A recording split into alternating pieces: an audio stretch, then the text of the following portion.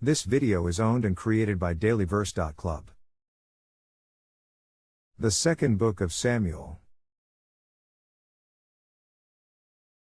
Chapter 4.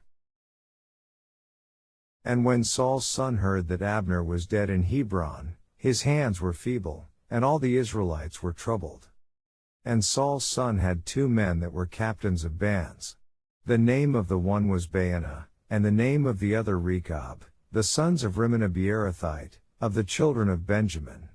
For Beeroth also was reckoned to Benjamin. And the Beerothites fled to Gittaim, and were sojourners there until this day. And Jonathan, Saul's son, had a son that was lame of his feet.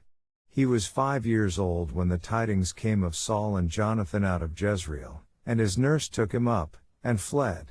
And it came to pass, as she made haste to flee, that he fell, and became lame.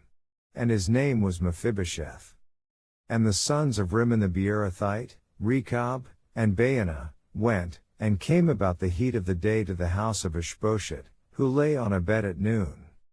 And they came thither into the midst of the house, as though they would have fetched wheat. And they smote him under the 5th rib. And Rechab and Baanah his brother escaped. For when they came into the house, he lay on his bed in his bedchamber, and they smote him, and slew him, and beheaded him, and took his head, and gat them away through the plain all night. And they brought the head of Ishbosheth unto David to Hebron, and said to the king, Behold the head of Ishbosheth the son of Saul thine enemy, which sought thy life. And the Lord hath avenged my lord the king this day of Saul, and of his seed.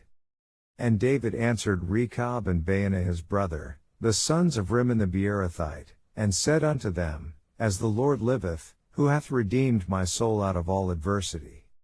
When one told me, saying, Behold, Saul is dead, thinking to have brought good tidings, I took hold of him, and slew him in Ziklag, who thought that I would have given him a reward for his tidings. How much more, when wicked men have slain a righteous person in his own house upon his bed? Shall I not therefore now require his blood of your hand, and take you away from the earth?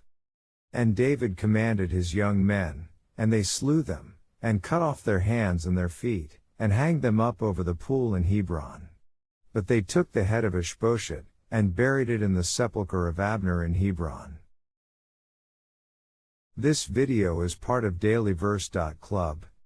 Visit for daily verses or to read the Bible.